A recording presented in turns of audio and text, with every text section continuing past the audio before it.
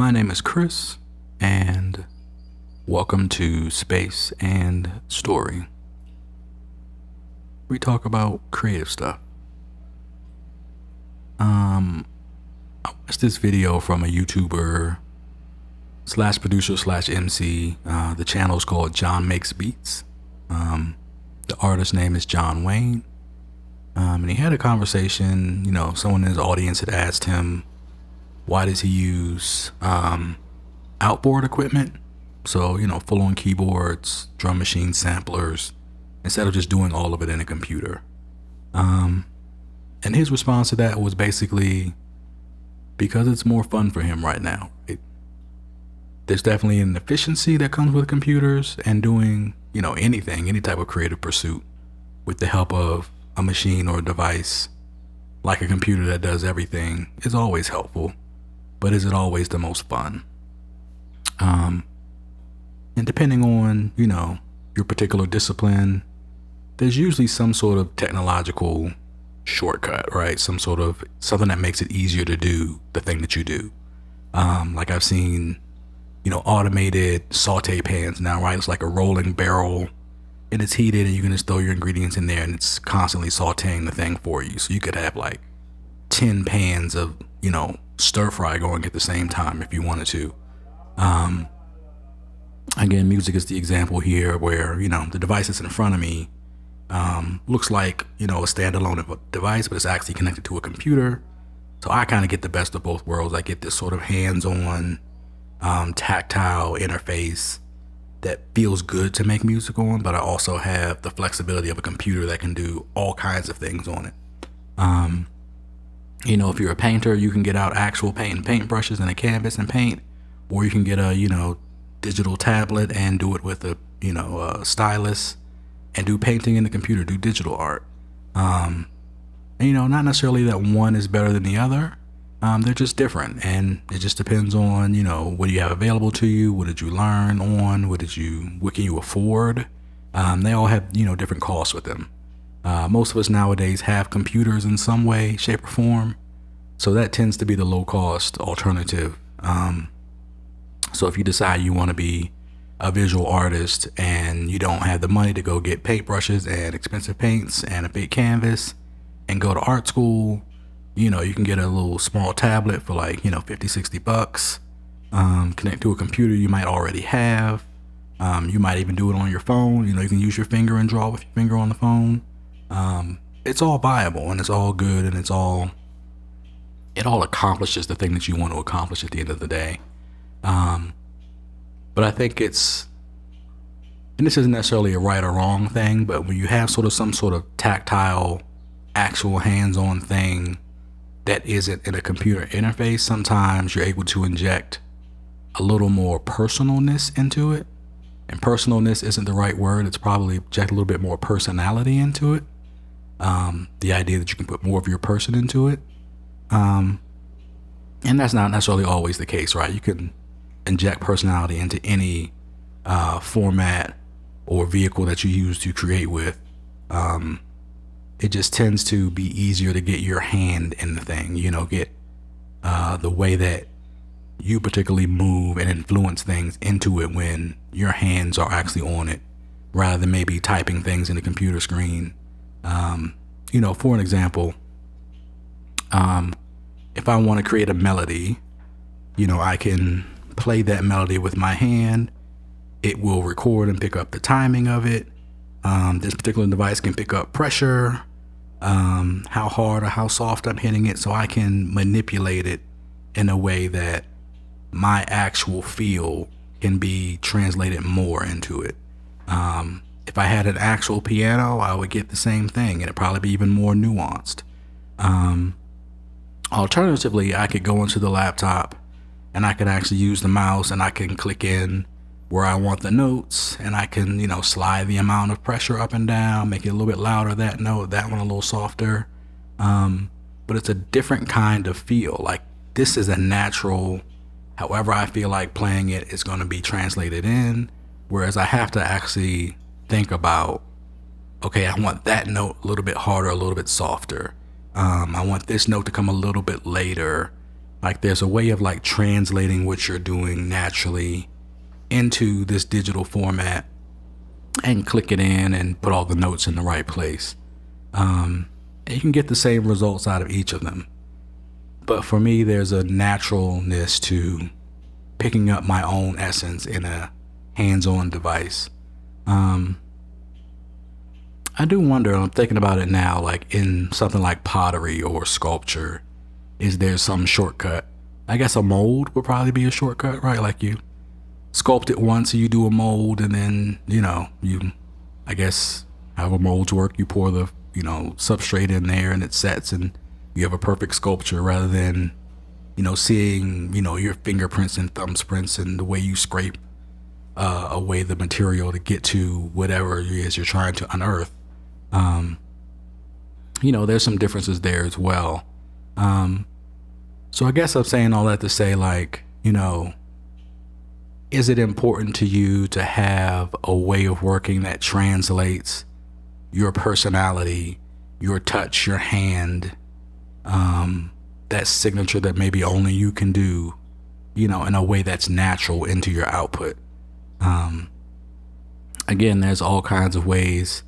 And that might be, if you're thinking through food, is it the way you cut the food? Is it how long you saute it? Is the temperature? Is it the small nuances and flavors that you add to it?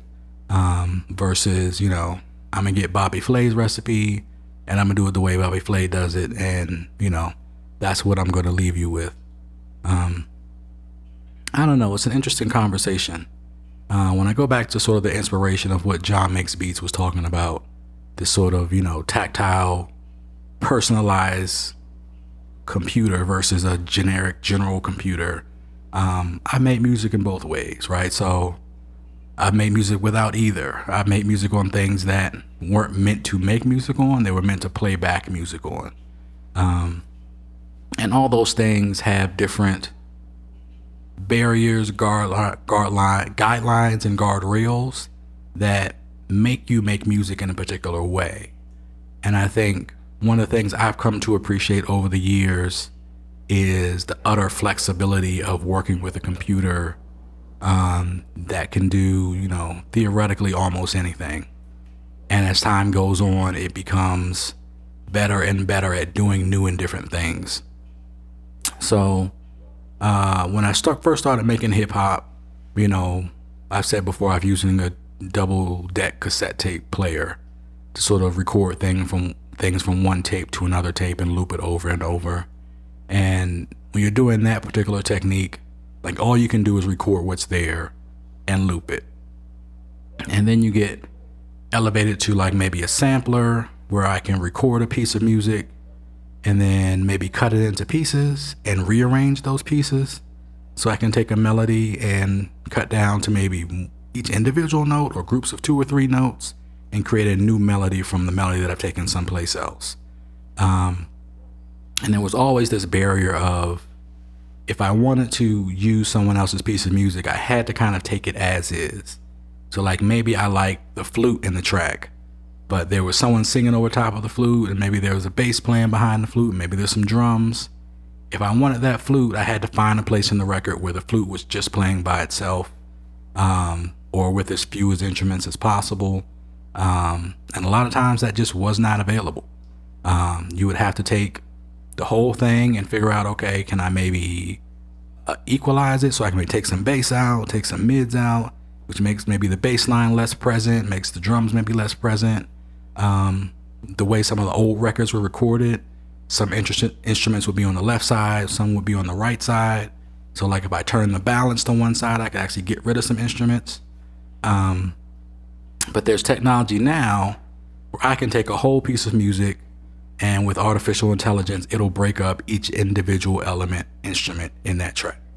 So I could now run it through AI and take out the drums and the bass and the singing and just be left with just the flute, which is sort of it felt like a holy grail thing. Like, wow, I've always wanted to do this and now I can do this. And I used it for a while and like, it was cool. But like by the time that particular tool came along, I didn't necessarily need it or want it anymore. I was making my own melodies from scratch. There's, whole sample libraries available now that aren't, published in copyrighted music. It's all samples that are for you to sample and use, and are royalty free. You don't have to pay royalties on them. And then you can get 10,000 different flute melodies that are just the flute and not have to worry about breaking anything out. So like, as exciting as that advancement was, I had kind of been without it for so long that by the time I got it, like, it wasn't as exciting as I thought it was going to be. It's still great, and there's still things to use it for. Like, it's great for, doing remixes of songs. Like, if you want to, mix a Beyonce song with a Phil Collins song, like, it's so easy to do that. You can take pieces in and out as you want to. You can move them up in different keys. If the keys don't match, like, you can do basically whatever you want with music nowadays with the technology. But at the end of the day, like, is it feeding where you are right now in your process? Is it vital for you? Is it fun, right? Like, back to that point of like, is it fun versus is it efficient? So like, the way you sit down and make music now has to be fun, or else you're not going to do it. It has to be fun to create the art, or maybe fun isn't the word for you. Maybe it's cathartic. Maybe it has to be stress relieving. It has to be exciting or interesting, like whatever that thing is, or a combination of all those things. It has to be one of those things to kind of get you excited about it.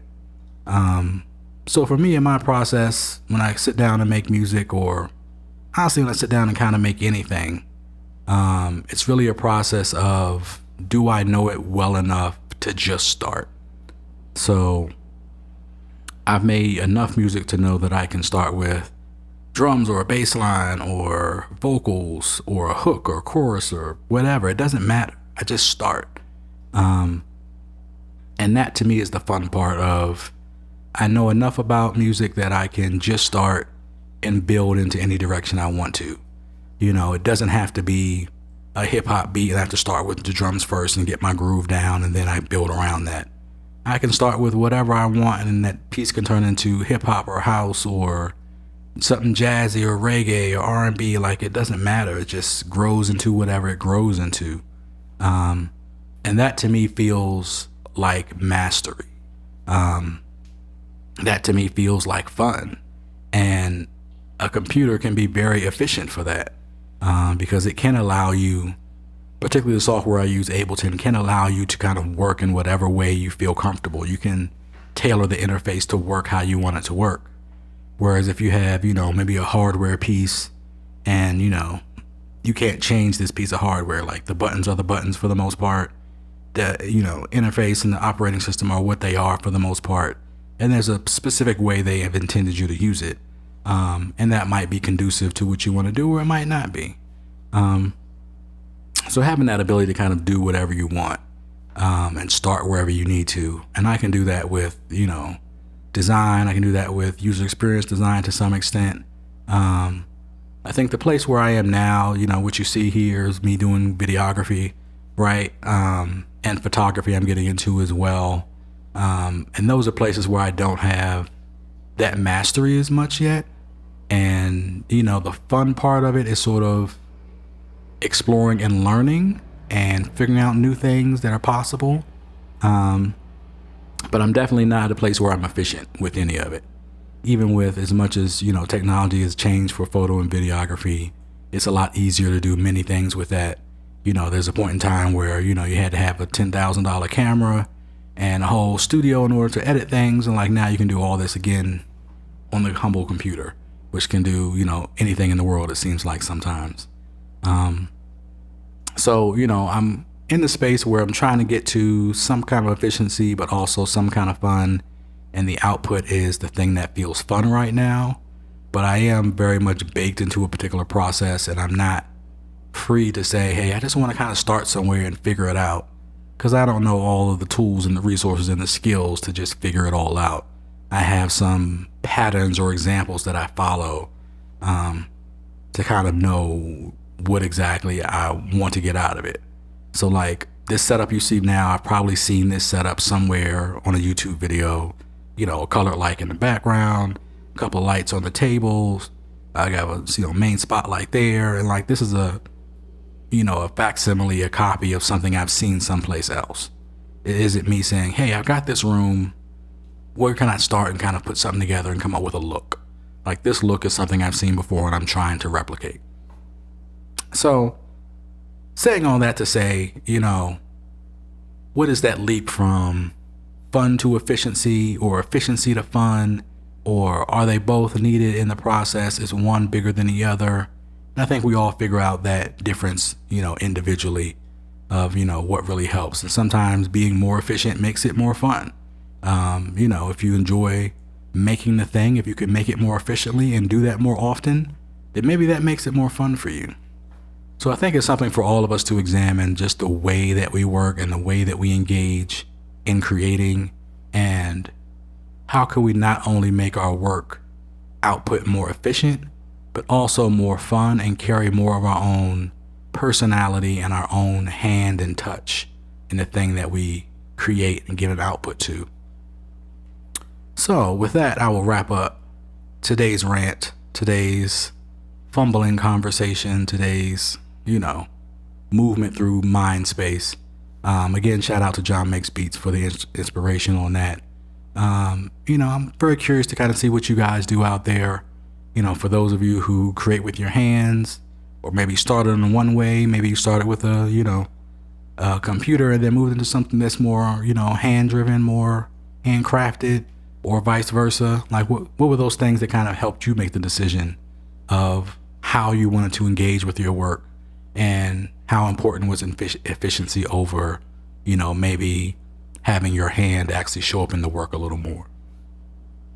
So as always, this is Chris with Space and Story, and I will talk to you guys next time. Peace.